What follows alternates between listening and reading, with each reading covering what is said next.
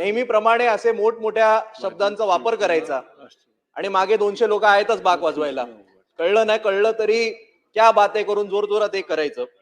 त्यामुळे अहो एवढं नका झोंबून घेऊ, अहो एवढं झोंबून नका घेऊ. अध्यक्ष महोदय, सन्माननीय सदस्य अतुल भातखळकर, सन्माननीय सदस्य आपले विचार मांडतायत. खरं तर त्यांची पहिलीच टर्म आहे.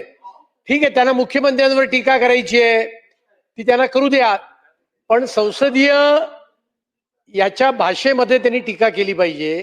सत्ताधारी पक्षाला कळलं नाही कळलं, आता असं बोलणं बरोबर नाहीये.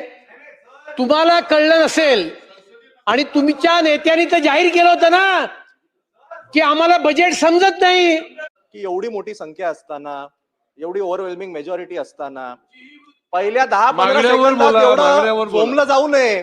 थोडं मन मोठं करावं, ऐकायची थोडी सवय करावी. आज अध्यक्ष महोदय परिस्थिती अशी आहे की 100 मीटर समोरचं सुद्धा दिसत नाही. म्हातारे लोक असतील, लहान मुलं असतील, यांना दररोज ब्रॉन्कायटिस, अस्थमा, वेगवेगळे व्हायरल आजार हे होत आहेत. त्यावर शासन कुठेही गंभीर नाही. हे मला वाटतं एक अतिशय खेदजनक बाब आहे. आज अध्यक्ष महोदय मुंबईला आपण $1 ट्रिलियन किंवा महाराष्ट्राला $1 ट्रिलियन इकॉनॉमीच्या आपण गोष्टी करतोय. आनंदाचं आहे, झालं सुद्धा पाहिजे. शेवटी राज्याचा विकास हा झाला पाहिजे. मुंबई ही केंद्राची आपल्या देशाची आर्थिक राजधानी आहे आणि असं असताना सुद्धा आज सामान्य मुंबईकरांना 24 तास चांगलं पिण्याचं पाणी मिळू नाही शकत. ह्याच्याहून मोठी शोकांतिका असू शकत नाही. अध्यक्ष महोदय, जर आपण साधं मुंबईकरांना पाणी देऊ नाही शकलो तर मग आपण मोठ्या मोठ्या घोषणा करून उपयोग काय. अध्यक्ष महोदय, या संपूर्ण बजेटमध्ये गारगाईच्या धरणाबद्दल सांगण्यात आलं. अध्यक्ष महोदय, जेव्हा आमचं महाविकास आघाडीचं सरकार होतं त्यावेळी आदित्यजी ठाकरे इकडे उपस्थित आहेत, त्यांनी त्या संपूर्ण विषयामध्ये पुढाकार घेतलेला. मला जे काही त्यातली थोडीफार माहिती आहे, हे गारगाईचं धरण कधी होईल, त्याला किती वेळ लागेल, त्याचा खर्च किती, आणि हे सगळं केल्यानंतर दररोज आपल्याला काहीतरी 4000 MLD पाणी एवढंच मिळणार आहे. 400 MLD याच्या व्यतिरिक्त, याच्या 400च म्हणालो, तेवढंच तुमच्यासाठी 40 अधिक तुम्ही म्हणालात म्हणून. आणि म्हणून त्याच्या उलट महाविकास आघाडीचं सरकार असताना एक अतिशय मुंबईसाठी चांगला असलेला प्रोजेक्ट, तो म्हणजे डिसॅलिनेशनचा प्रोजेक्ट, ज्याच्याकरता जमीन सुद्धा ही मनोरीमध्ये आयडेंटिफाय केली गेली होती, ज्याच्याकरता वारंवार मोदी सरकार ज्या सौर ऊर्जेचा वर भर देतो त्या सौर ऊर्जेचा वापर होणार होता, ज्याचा खर्च प्रचंड प्रमाणात कमी होता, तो प्रकल्प व्हावा याकरता आमची ही इच्छा होती.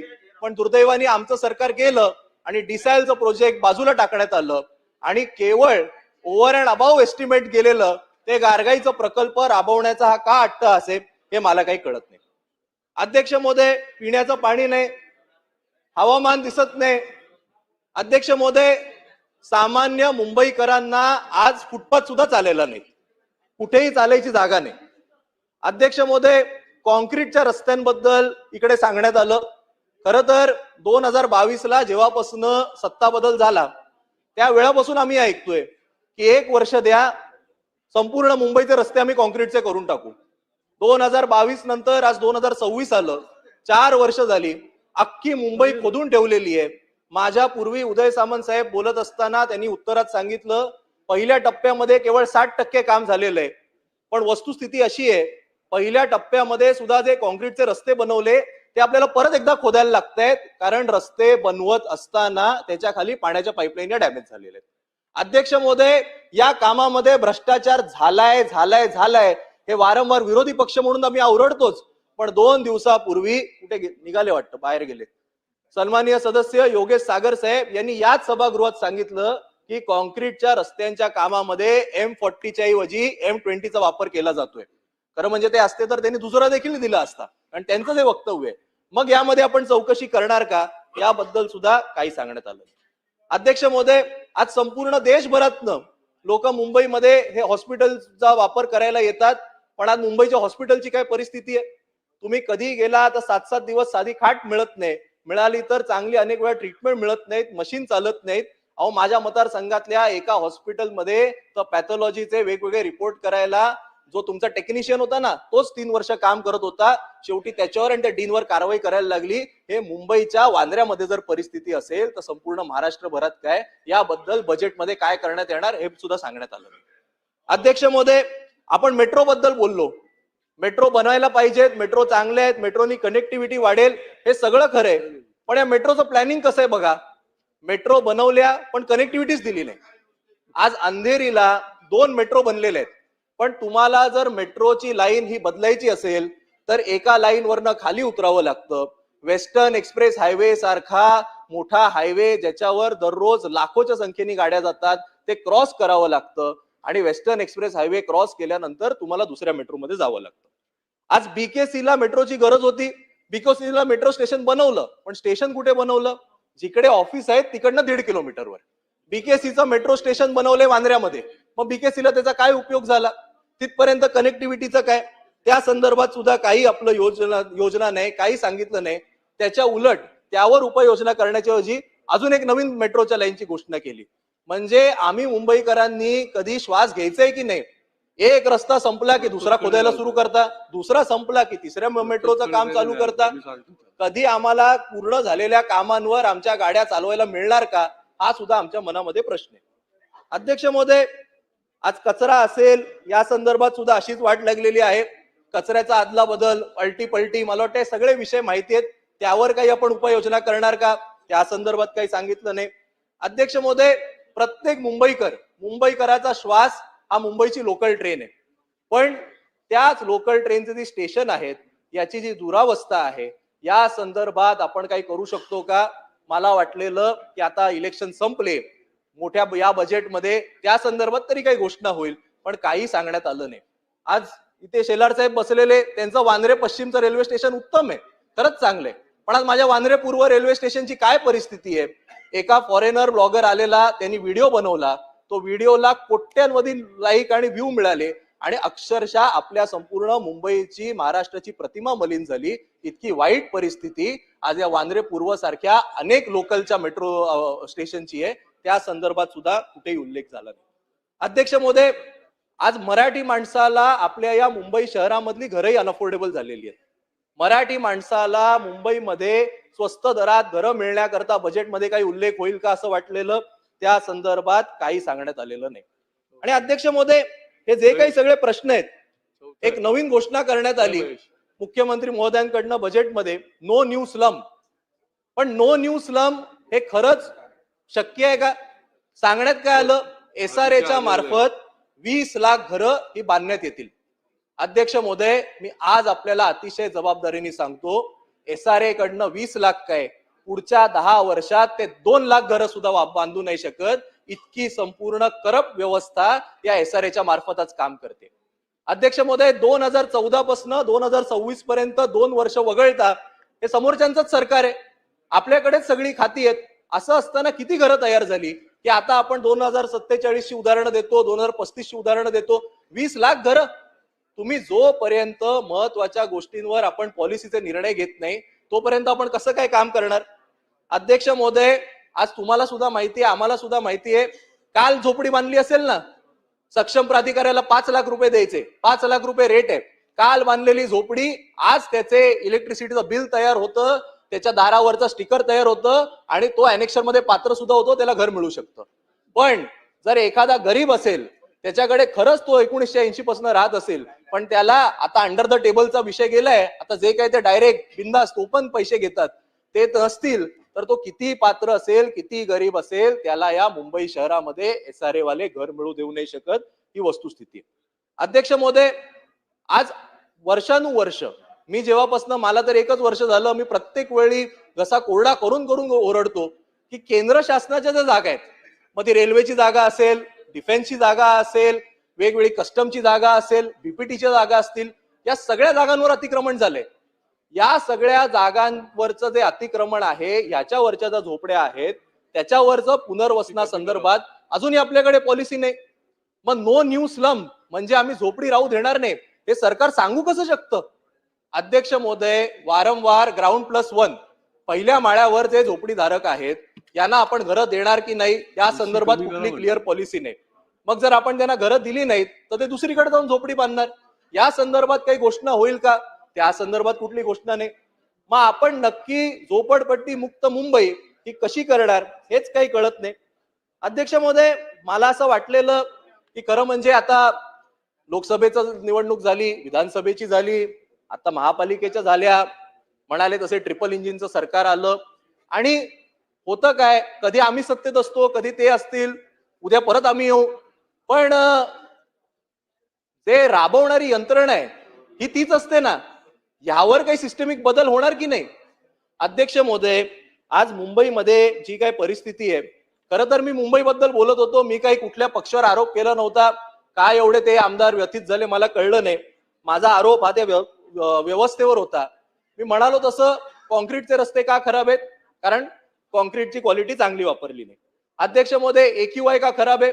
कारण BMCनी ऑन पेपर सक्त अँटी पोल्युशन नॉर्म्स दिलेले आहेत. एकही कन्स्ट्रक्शन किंवा इन्फ्रास्ट्रक्चर साईट ती फॉलो करत नाही. ती जर त्यांनी फॉलो केली तर AQI आपला एवढा खराबच होणार नाही. अध्यक्ष महोदय, आज फुटपाथवर काय एन्क्रोचमेंट आहेत? कारण हे सगळे महापालिकेचे अधिकारी हप्ते घेण्यात व्यस्त आहेत. इनफॅक्ट जर आपण यांच्या विरोधात गेलो, आपण जर कुठे कारवाई केली तर स्थानिक लोकप्रतिनिधींच्या ऑफिसचा पत्ता देतात आणि सांगतात आमदारांनी तुमची कंप्लेंट केली आहे, तुम्ही मोर्चा घेऊन त्यांच्या घरावर जा. हे प्रत्येकाला समोर जाणारी ही वस्तुस्थिती आहे. यावर आपण काही सिस्टमिक बदल करणार आहोत का? त्या संदर्भात काही नाही. अध्यक्ष महोदय, गारगाई बनेल तेव्हा बनेल. आता तर ते मला वाटतं टेंडर सुद्धा परत पाठवण्यात आलं, पण तोपर्यंत पिण्याचं पाण्याचं काय? अध्यक्ष महोदय, मी तुम्हाला अतिशय जबाबदारीने सांगतो, या मुंबई शहरामध्ये जी आपली हायड्रॉलिकची सगळी जी टीम आहे, ही सगळी वॉटर मॅनेजमेंटची BMCची टीम आहेत, यांचं आणि टँकर माफियाचं जोपर्यंत संगमत आहे, जोपर्यंत मुंबईकरांच्या हक्काचं पिण्याचं पाणी हे मुद्दामून टँकर माफियाला विकण्यात येतंय, जोपर्यंत स्लम मध्ये असणाऱ्या वेगवेगळ्या ज्या फॅक्टरी आहेत त्यांना मोफत विदाऊट कनेक्शन पाण्याची चोरी होत आहे, तोपर्यंत सामान्य मुंबईकरांना तुम्हाला पिण्याचं पाणी देता येणार नाही. या संदर्भात आपण चाप लावण्याचं काही धोरण जाहीर करणार का? तर त्या संदर्भात सुद्धा काही नाही. आणि म्हणून ज्या महत्वाच्या गोष्टी आहेत त्या संदर्भात मला वाटतं कुठे काही सांगण्यातच आलेलं नाहीये. या संदर्भात मला असं वाटतं की माझं खरं म्हणजे सरकारला आव्हान आहे की आता निवडणूक नसताना या बजेटकडनं मला अशी अपेक्षा होती की आपण काहीतरी असं करून दाखवू की त्यामधनं अख्खी सिस्टीम बदलून जाईल, नोकरशाहीला कुठेतरी चाप लागेल. आमच्या पक्षामध्ये अनेक लोकांवर तुम्ही ED, CBI, ACB लावल्या, अनेक लोकांना तुम्ही घेऊन गेलात. आता कधीतरी सिस्टीम खराब करणाऱ्या अधिकाऱ्यांवर सुद्धा लावा, यांच्यातल्या काही लोकांना जेलमध्ये टाका. या लोकांना कुठेतरी भीती असू दे. यांना असंच वाटतं या पक्षाचा मंत्री असो किंवा त्या पक्षाचा मंत्री असो, आपल्या बापाचं जातंय काय? अध्यक्ष महोदय, आज हे अधिकारी एवढे बिनधास्त झालेले आहेत. माझ्या मतदारसंघात BKC मध्ये दर आठवड्याला दर वीकेंडला वेगवेगळे कॉन्सर्ट होतात. जो सगळ्यात मोठा VIP सेक्शन असतो ना, पूर्णपणे अधिकाऱ्यांसाठी रिझॉर्ट असतो. माझ्याकडे अख्खी यादी आहे. या एक एक तिकिटाची किंमत 1-2 लाख रुपये असतात. मग माझ्या मनामध्ये प्रश्न आहे की यांना एक तर परवडतं कसं, किंवा जर यांना फुकट मिळत असेल तर फुकट का देतात? पण आपण या संदर्भात सिस्टमिक चेंजेस बद्दल काहीही बोलायला तयार नाही. याच्याहून मोठी शोकांतिका मला वाटतं होऊ शकत नाही. अध्यक्ष महोदय, आज MMR चा उल्लेख करण्यात आला. MMR मध्ये तर नवी मुंबई एअरपोर्ट बद्दल बजेटमध्ये भरपूर सांगण्यात आलं. नवी मुंबईला एअरपोर्टची गरज होती का? 100% होती. पण आज तो पांढरा हत्ती म्हणून तयार झालेला आहे. आज कोकणामध्ये सुद्धा जे चिपी एअरपोर्ट आहे तिकडे सुद्धा तशीच परिस्थिती झालेली आहे. एअरपोर्ट तयार आहे पण विमानं तिकडे पोहोचत नाहीत. आज नवी मुंबई एअरपोर्टला विमानं वाढली पाहिजेत म्हणून आता T1 एअरपोर्ट बंद करण्याचा घाट घालण्यात येतोय असं मला कळतं. अध्यक्ष महोदय, माझा सरळ सोपा प्रश्न आहे. आज जर मला गोव्याला फ्लाईट पकडायचं असेल तर फ्लाईटची किंमत आहे 3,500 रुपये. पण तेच जर मला विमान जर नवी मुंबई एअरपोर्टवरनं पकडायला लागलं, कारण मला जर तिकडचं फ्लाईट मिळालं तर फ्लाईटची किंमत 3,500 रुपये, पण वांद्र्यावरनं मला नवी मुंबई एअरपोर्टला जाताना उबरला लागतील 4,000 रुपये. मग या गोष्टीला काय अर्थ आहे? आज आपण त्या मेट्रोची अनाउन्समेंट केली, त्याचा अजून DPR तयार नाही, काही नाही. ती मेट्रो होणार कधी? अध्यक्ष महोदय, तिकडे उबरला वाशीवरनं नवी मुंबई एअरपोर्टला जायला 800 रुपये लागतात. कसे परवडणार आहेत? बाहेर येताना नवी मुंबई एअरपोर्ट मध्ये नेटवर्क नाहीये. जर एखादा प्रवासी बाहेर आला आणि त्याला टॅक्सी मागवायची असेल, त्याला साधं मोबाईलचं नेटवर्क येत नाही. आपण या महत्वाच्या गोष्टींवर बोलणार आहोत. या संदर्भात काही उपाययोजना करणार आहोत का? तर काही सांगितलं नाही. अध्यक्ष महोदय, आज MMR बद्दल सांगत असताना तिसरी मुंबई, चौथी मुंबई नवी नंतर व्हायची आहे तेव्हा होईल, पण या शिळफाट्याची काय परिस्थिती आहे? खरं म्हणजे खतरो के खिलाडी नावाचं एक अतिशय फिअर फॅक्टर सारखा इंडियामध्ये शो आहे. त्याच्यामध्ये आता पुढच्या सीझन मधली फायनल टास्क असणारे शिळफाट्यावरनं डोंबिवलीला 1 तासाच्यात जाऊन दाखवावं. माझा जन्म डोंबिवलीचा आहे. मला आठवतंय आम्ही जेव्हा डोंबिवलीवरनं शिळफाट्याला जायचो 15 मिनिटात पोहोचायचो. सर्रास जिथे जिथे गावठाणं होती, जी शेतकऱ्यांच्या जमिनी होत्या, तिकडे आपण FSI वाढवून टाकले, 5 केले, 6 केले. आज परिस्थिती अशी आहे, कल्याण ग्रामीण मतदारसंघामध्ये 6.5 लाख मतदार आहेत. 6.5 लाख मतदार आणि रस्ता तेवढाच राहिला. काय उपाययोजना केली आपण अध्यक्ष महोदय? आज शिळफाट्यावरनं डोंबिवलीला जायला 10 किलोमीटरचं पण अंतर नसेल, 3-3 तास सकाळचे संध्याकाळचे लागतात. काय केलं आपण? अध्यक्ष महोदय, आज भिवंडीचे इकडे लोकप्रतिनिधी उपस्थित आहेत, ते वारंवार त्या संदर्भात बोलत असतात. हे सगळे MMRचे आहेत. एशियाचा लॉजिस्टिक्स हब म्हणून आपण बघतो त्याच्याकडे. कोणाची हिंमत आहे संध्याकाळच्या वेळी MMR मध्ये जायची? एवढे मंत्री महोदय इकडे उपस्थित आहेत, यांचा ताफा असून सुद्धा हे लोक जाऊ नाही शकणार. केवळ मुख्यमंत्री किंवा DCM असतील ज्यांच्यासाठी ट्रॅफिक थांबवतात ते लोक जाऊ शकतील. बाकी चला आपलं तर जाऊ दे, सामान्य नागरिक काय करणार? या संदर्भात काही ट्रॅफिकच्या उपाययोजनांबद्दल काही सांगण्यात आलं का? त्या संदर्भात कुठे काही नाही. आज एक काय एज्यू सिटीची घोषणा करण्यात आली. अध्यक्ष महोदय, नवी मुंबईच्या त्या एज्युकेशन सिटीमध्ये ज्या काही आपण 6 युनिव्हर्सिटी आणायचं म्हणतोय, मी त्या युनिव्हर्सिटीची नावं वाचली. कुठल्या युनिव्हर्सिटी आणतोय आपण? Illinois institute of technology, university of Aberdeen. ज्या युनिव्हर्सिटीजना त्या देशामधले विद्यार्थी पसंती देत नाहीत, त्या देशामध्ये यांची आकडेवारी ही 120 आणि 130 वर आहेत. त्या युनिव्हर्सिटीना आपण रेड कार्पेट देऊन आपल्या नवी मुंबईमध्ये पाठवतोय किंवा बोलवतोय. काय उपयोग आहे? तिकडच्या गालगोटी युनिव्हर्सिटीना आपल्याकडे कशाला बोलवायचे आपल्याला? म्हणजे नक्की आपलं धोरण काय आहे? कोण विचारतंय या युनिव्हर्सिटीना? आपल्याला मुलांना चांगलं शिकवायचं असेल तर आपल्या युनिव्हर्सिटी चांगल्या करा, त्याचे कोर्स डेव्हलप करा, किंवा तिकडच्या आयव्ही लीग असतील किंवा उत्तम टॉप 10 युनिव्हर्सिटीजना इकडे आमंत्रित करा. या भलत्या सलत्या युनिव्हर्सिटीला तिकडे नाही, तिकडे आपण यांना बोलवतोय. अध्यक्ष महोदय, BKC मध्ये पॉट टॅक्सीचा नवीन एक काहीतरी MMRDA त्याच्याबद्दल तयारी सुरू केलेली आहे. मी जी काय माहिती घेतली, जगभरामध्ये एकही प्रकल्प या पॉट टॅक्सीचा झालेला नाही. कुठे त्याचा प्रयत्न सुद्धा झालेला नाही. मग आपल्याकडे आता इतके जास्त पैसे झालेले आहेत का की अनप्रूव्हन टेक्नॉलॉजी ती आपण BKCच्या माथ्यावर मारणार आहोत? काय गरज आहे याच्यावर हजारो कोटी खर्च करण्याची? आपल्याला जर BKCचा ट्रान्सपोर्ट इम्प्रूव्ह करायचा असेल तर एक मिनी बसची सेवा ही केवळ BKC पुरती सुरू करावी. इतकं सरळ सोपं काम असताना आपण काय या संदर्भात विचार करत नाही? मला वाटतं हा देखील माझ्या मनामध्ये प्रश्न आहे. अध्यक्ष महोदय, मी म्हणालो तसं आपण घरांबद्दल बोलत असताना SRA संदर्भात मी आपल्याला सांगितलं.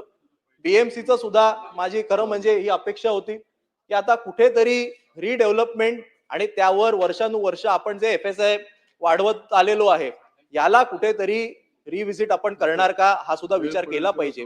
कारण असं व्हायला लागलंय, SRA मधनं स्लम ज्या जातात त्या केवळ व्हर्टिकल स्लम म्हणून उभ्या राहतात आणि त्यासोबतच ज्या चाळी आणि जुन्या बिल्डिंग उभ्या राहतात त्याच प्लॉटवर आधी जिकडे 100 लोक राहत होते आता 600 लोक राहतात.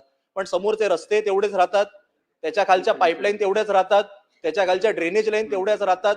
म्हणजे इन्फ्रास्ट्रक्चरवर भर एवढा मोठा भार पडत असताना आपण त्यावर कुठेही काम न करता केवळ मुंबईतली लोकसंख्या कशी वाढत जाईल, FSI कसा वाढत जाईल, बिल्डरांना कसा नफा होत जाईल, एवढीच जर पॉलिसी ठेवली तर एक दिवशी ही मुंबई माणसाला राहण्यासारखी राहणार नाही. मी मराठी माणूस नाही सांगत, कोणासाठीच इट विल बिकम अनहॅबिटेबल.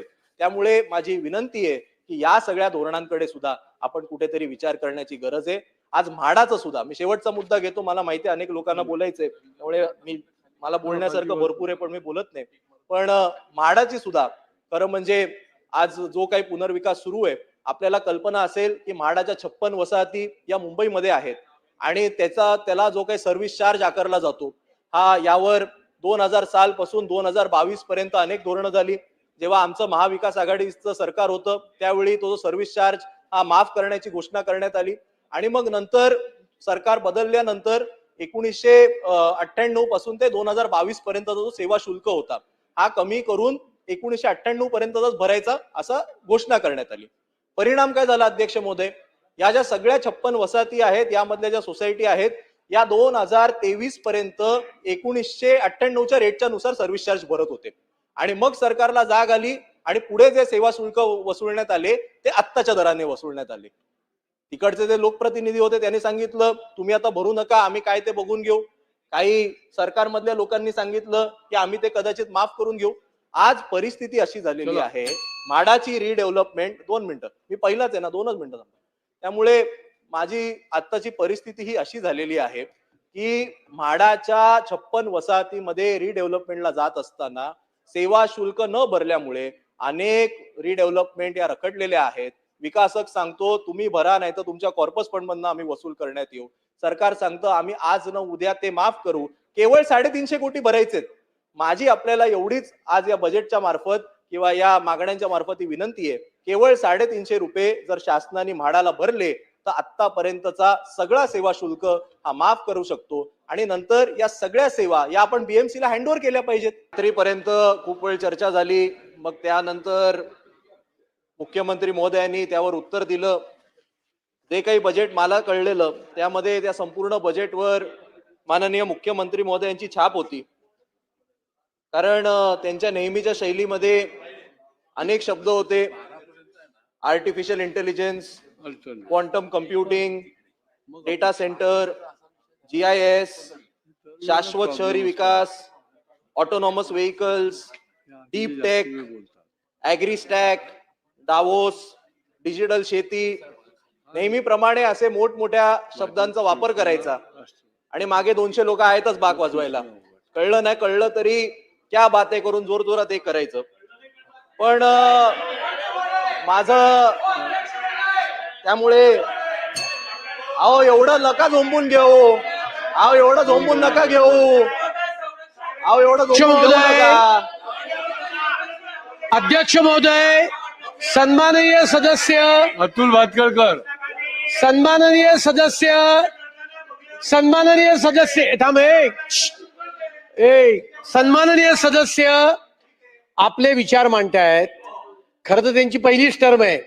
ठीक आहे, त्यांना मुख्यमंत्र्यांवर टीका करायची आहे ती त्यांना करू द्या, पण संसदीय याच्या भाषेमध्ये त्यांनी टीका केली पाहिजे.